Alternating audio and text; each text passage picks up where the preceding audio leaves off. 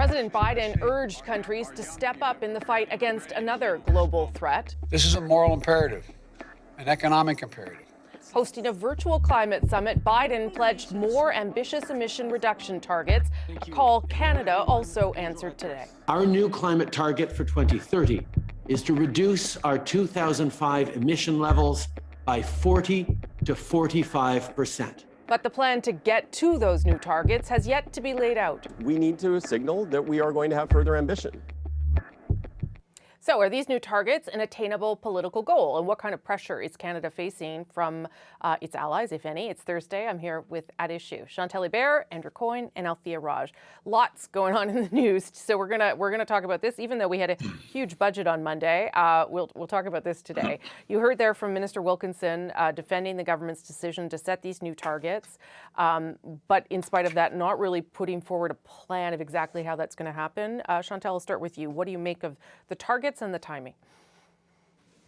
The targets. The budget laid out the notion that we would beat the 30% target and reach 36, 40 to 45. When you go to 40 isn't a huge significant difference.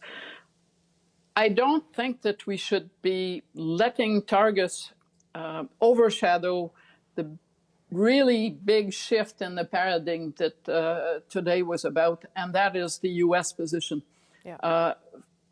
Since Justin Trudeau has been in power, he's had mostly head in his face coming from the U.S. Now he's being dragged or pushed to more action, but not just Justin Trudeau. Canada is by the U.S., and that matters because we are part of that trading zone, and the sheer fact of the summit and the fact that the U.S. insisted on more ambitious targets from those who wanted to be invited or were invited sends a clear message. And if you know anything about Canada and the U.S., it is that when the Canada pushes the U.S., maybe it doesn't notice, but when the U.S. is pushing Canada, we sure notice. And the U.S. targets are obviously higher than ours. They're 50% below what they had promised previously. So Andrew, is this a case of the U.S. pushing us in the right direction? Is it a good thing they're there? Does it make it easier for us to have more ambitious targets?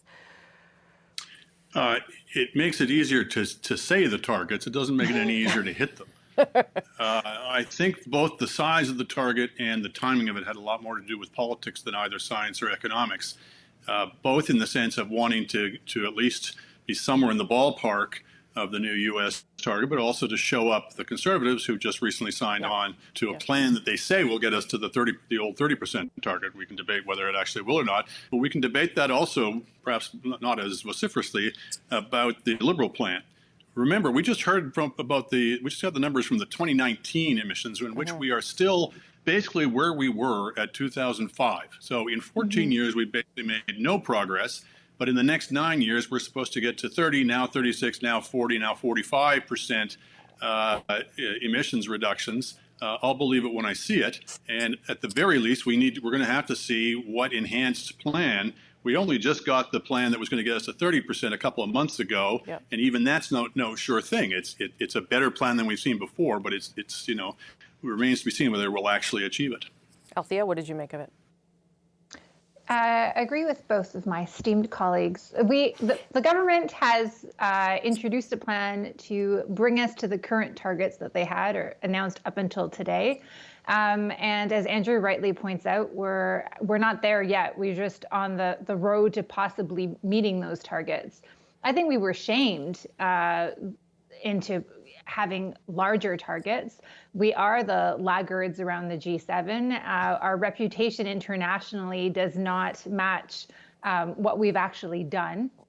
It will be hard to get there. A lot of the stuff that will be easier for the Americans to do to get rid of coal-fired plants, for example, we've already done that mostly. So it will take us a lot more personally, through business, and the government will have to spend a lot more money, frankly, and enact tougher regulations to get us there. Yeah, that's a good point. Just in terms of the U.S. having done the things that we've already done. Sorry to cut you off, and that we still have to, if we are serious about this, what do we have to do with the oil sands in order to start moving towards those kinds of targets that we put forward? I'll just do one more round on this, Chantal. Yes, more low-hanging fruits left in the U.S. Thank you, Donald Trump, says Joe Biden. So it's easier to say, I'm going to go for a bigger cut. But I agree with Andrew. There's election politics involved. Bottom line, unless the polls change dramatically shortly, there are two parties who will form the next government, the Conservatives or the Liberals. At this point, you have a choice between the Liberals, who are saying we really want to do a lot better than we've been doing, and the Conservatives, who are saying we're okay with doing less than we have just committed to. So I think for the Liberals, there was no downside in the immediate in doing what they did today. Quickly, Andrew and Althea, I'll get you to final thoughts on that. The more ambitious our targets, the more essential it becomes that we use the most efficient possible means to get to them, because the costs are that much higher if you don't. I think this puts greater on us to make more heavy use of carbon pricing rather than regulations and subsidies, which have been proven to be much more costly. And I would hope that that will be the result of this, rather than what I fear it will be is that we're going to use every means, no matter how costly, to try and hit these targets. The world does not end if we don't meet our targets. We should try, but the world doesn't end if we don't. Althea. Yes, but climate experts would say that it's going to get a lot harder and it's going to get unlivable for a lot of people. I think I agree with both of you. I think this is a traditional liberal ideal position, Goldilocks, better than the Conservatives, not as dramatic as what the NDP wants, which is 50%, not as dramatic as what the Greens want, which is 60%, which would cost a lot of money. I cannot see, however, the Liberals going into campaign arguing for a carbon price that's in the $400 range. Okay, I want to switch gears to the political response to the pandemic here in Ontario, because the Premier did attempt a mea culpa today. Here's what he said. These decisions, they left a lot of people very concerned. In fact, they left a lot of people angry and upset. I know we got it wrong. I know we made a mistake. And for that, I'm sorry, and I sincerely apologize. Okay, we've seen a lot of apologies, all of us, in our day. What did you make of that one, Chantal, in terms of what the Premier was trying to do, which is really a plummet in the polls, I would say, over the past week? Not necessarily going to accomplish that. If you're living in a crisis, what you saw today was someone who was offering no real new way forward, just trying to stop his decline in public opinion. You can have sympathy for the burden of having tried to manage a pandemic for over a year, but sitting from this distance, it mostly sent the signal that Ontario's way out of the pandemic is not going to be led by the Ford government, that it has run out of ideas. I don't think people were angry about swings. They were angry about wrong solutions to an acute problem. Yeah, and I mean that didn't get resolved today. And to that point, there are public health authorities, mayors, city councillors, everyone else pushing the government in the direction that the scientists want them to go in when the government won't do it. Anyway, Andrew, your thoughts? I think Doug Ford benefited going into the pandemic from very low expectations. People were relieved to discover that he wasn't Donald Trump. He's never been Donald Trump. He's basically the same Yahoo thug and con man that he always was. And while he was able to coast through for a long time without that becoming painfully apparent, as the pandemic has worsened, the government is clearly panicking and thrashing about. And part of that is because decision-making is so centralized, as it is in every government, in the Premier's office. And I don't think he's getting good advice. And he's a guy who needs a lot of good advice. Mm-hmm. So, yeah, you're now seeing a government that is tightening where it doesn't need to be tightening, loosening where it shouldn't be loosening, then responds to the rising rates that come from that loosening by these ludicrous things like giving the police powers to stop and question people at random, which remarkably, I think it was 22 police forces in the province refused to accept. Ordinarily, I'm not too keen on the police refusing orders from duly elected governments. In this case, I think I'll cut them some slack. So yeah, that's where he's at. Is people can take a lot of pain and sacrifice if they think people in power have some kind of plan and some kind of direction and some kind of cool head. Yeah. But when they see them panicking and thrashing them about, that's when the wheels really start to fall off in terms of public opinion. Or you can take it when you know that a government's holding up their end of the bargain, and it doesn't feel, I think, like that for many people in Ontario. Althea, your thoughts? I don't think the problem is that he's not getting good advice. I mean, the wonderful thing that COVID has brought us is the transparency in what governments are actually hearing from experts. I think he's just choosing not to listen to those experts. I mean political advice from his. You mean political advice? I mean from his political advisors. Sure. Let me make that clear. Yeah, go ahead, Althea. I think the political advice he's getting is about politics and constituencies as opposed to what the proper health advice is. Today, and I hate to criticize somebody who goes on TV and says, I'm sorry, because I think that is something that we would like to see from our leaders, that when they do something wrong, that they apologize for it. But he seems to be apologizing for the wrong thing. He went on TV to say that he's apologizing for doing too much. Well, nobody is upset at him because the playgrounds were cut or closed. They're upset with him because he's not introducing sick days. He's not curbing the containment of COVID in essential workspaces. I mean, that's why people are upset. Yeah. And so it feels rather actually tone deaf of the premier to be suggesting these things and blaming everybody else, as he says he's accepting responsibility, blaming the feds for the border, blaming the feds for the vaccine, blaming the feds for the sick leave, when a lot of these responsibilities are on his shoulders, and he ran for this job. He wasn't appointed to it. Yeah. Last word, Chantal. I've noted before last Friday that the premiers who don't spend their time going after the federal government and Justin Trudeau over vaccine supply and get on with the business of vaccinating, I mean François Legault in this province, John Horgan in BC, seem to be faring a lot better with their electorate than those who are spending their days tearing up their shirts saying it's all somebody else's fault. Yeah, even Scott Moe has sort of gotten on with things as well in Saskatchewan.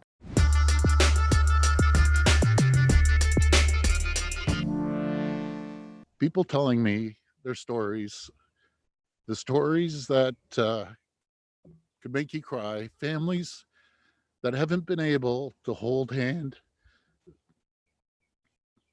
Hold on, folks. I apologize.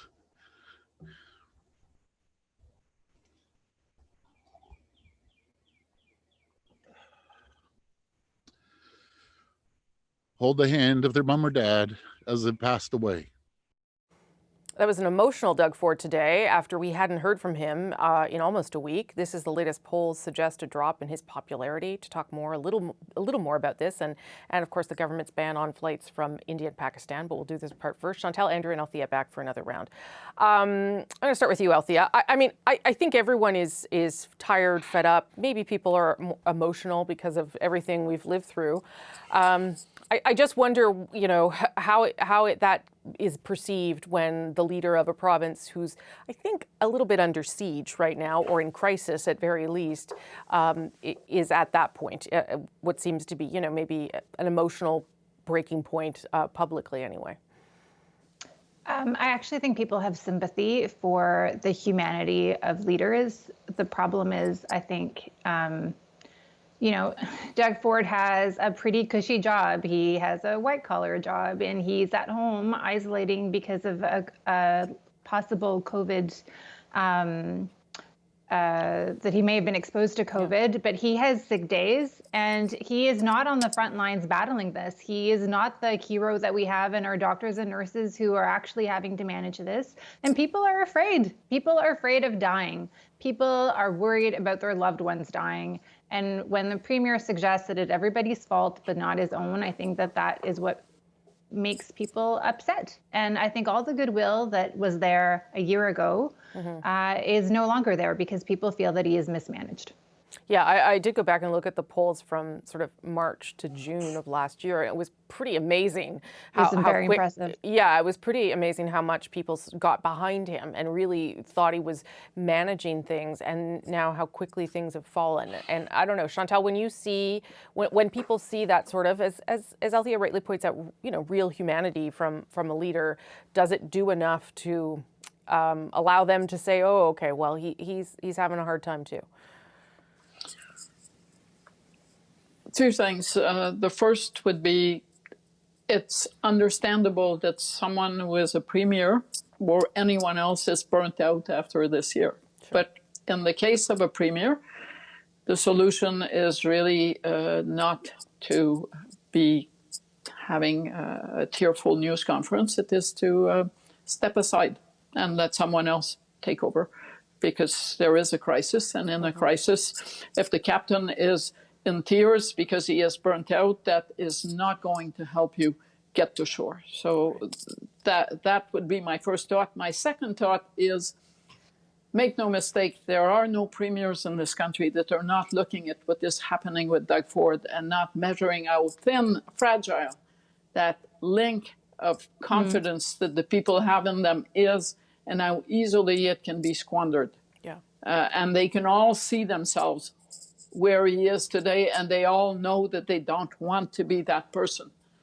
So, there's the human personal crisis, but there is the reality that there is something big going on in Canada's largest province, and that province needs a leader. I mean, just as like a broadcast journalist who does emotional interviews, if you start to cry, the story then often becomes about you rather than the people you're speaking to or with. And I wonder if maybe that didn't become part of the problem here too, Andrew, that the message that he was trying to send may have been overshadowed by his own emotions. Yeah, I mean, people, I think, appreciate and applaud contrition. I'm not sure they're so keen in the middle of a crisis for a premier who seems to be panicking. One manifestation of which is his emotional display. I mean, it is an emotional subject. I don't think he has a cushy job for 1 second right now. I think anybody in a leadership position right now knows that they've got the deaths of thousands of people hanging over them, even with their best efforts. I will say, if you look at overall Ontario's performance, it's not that bad comparatively. I mean, it's just as bad as a lot of other places. We're about middle of the pack in terms of cumulative cases. In Canada, we'd be 49th out of 50 states if we were in the U.S. His vaccination rate is about the same as the other provinces on average. But just as some premiers have done very well in public opinion, even though their overall performance isn't that good, I think he's paying the price that what's really important is leadership. I mean, we sometimes call it communications to make it seem small, but leadership in the middle of a crisis is really important. Being able to convey that sense of cautious optimism, of confidence, of having a plan, of having your act together, that's really important when people are really worried about the future. Yeah, it sure is. Okay, I want to do one round on a decision that was made on Thursday by the government after, I would say, some pressure from some provinces and elsewhere to suspend flights, direct flights from Pakistan and India for the next 30 days. Here's a little bit of the Transport Minister. Given the higher number of cases of COVID-19 detected in air passengers arriving in Canada from India and Pakistan, Transport Canada is issuing a notice to airmen, or NOTAM, to halt direct passenger air traffic from those countries. So, Althea, why do you think the government got to this place? Because there are other variants of concern, and it hasn't done this in all cases.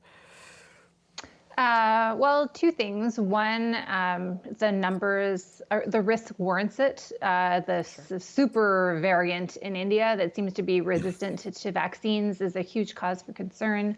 But two, frankly, is the fact that roughly a fifth of the passengers coming into the country from abroad are coming in from India, and it accounts for half of the cases of COVID coming from abroad. And I think the one lesson that everybody has learned is that doing more is better than not doing enough. And so it is better to overshoot. And in this case, I think that they are making the wise decision. Have they done it quickly enough? I guess then Chantal is the answer. And I know we're not public health experts, but politically, did they only do it when they had the pressure from provinces?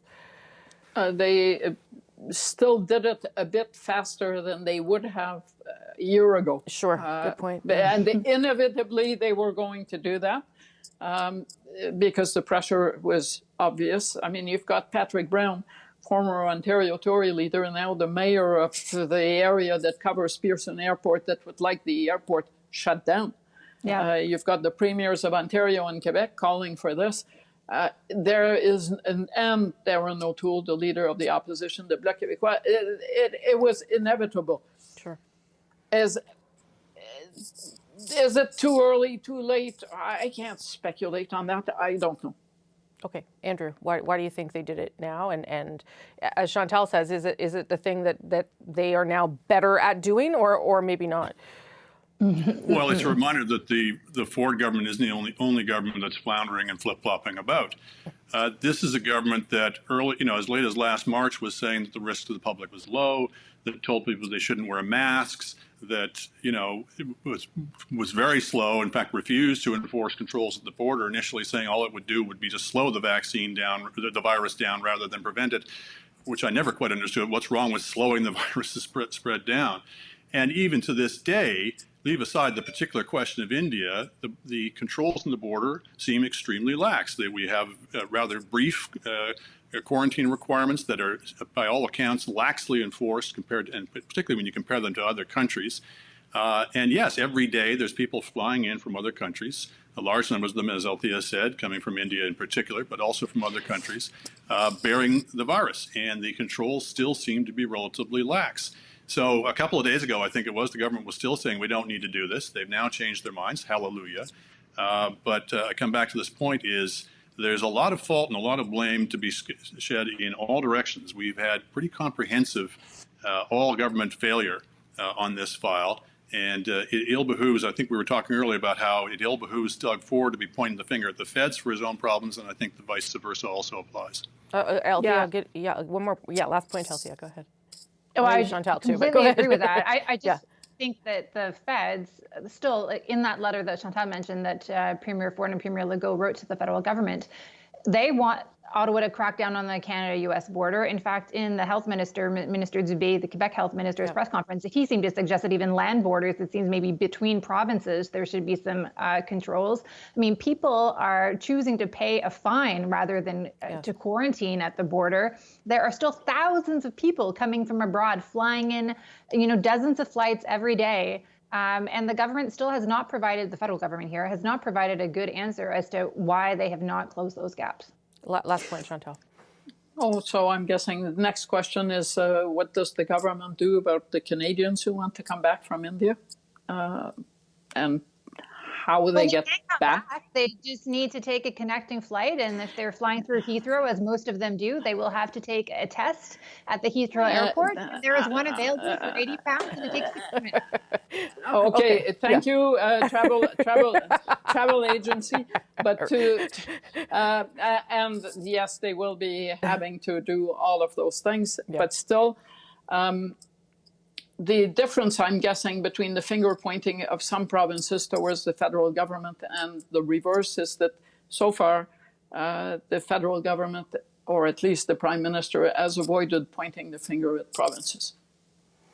I'm not so sure that's the case. Remember, he was talking about how they were slow off the mark in getting the vaccines out that he delivered to them. Haven't used the rapid tests.